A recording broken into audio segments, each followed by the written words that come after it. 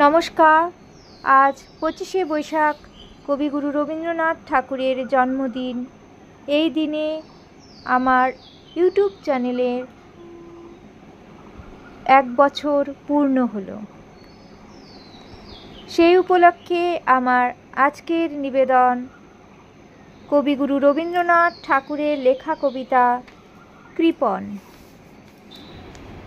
আমি ভিক্ষা করে ফিরতেছিলাম গ্রামের পথে পথে, তুমি তখন চলেছিলে তোমার স্বর্ণরথে।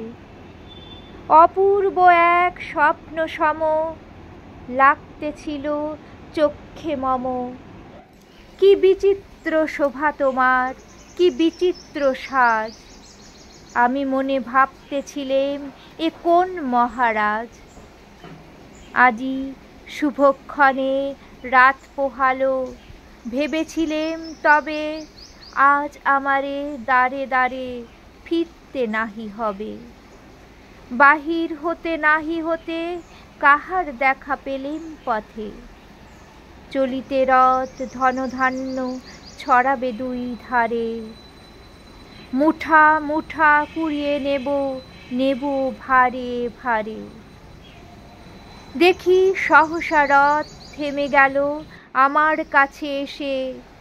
আমার মুখপানে চেয়ে নামলে তুমি হেসে।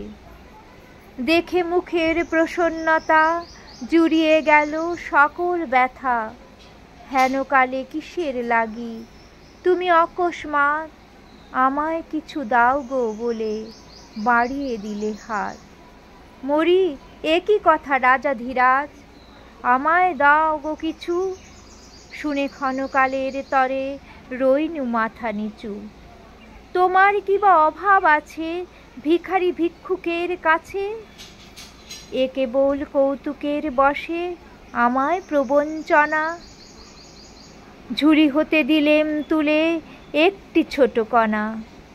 যবে পাত্রখানি ঘরে আনি উজাড় করি, এ কি ভিক্ষা মাঝে একটি ছোট সোনার কণা দেখি।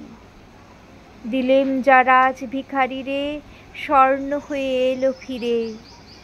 যখন কাঁদি চোখের জলে দুটি নয়ন ভরে, তোমায় কেন দিইনি আমার সকল শূন্য করে। নমস্কার।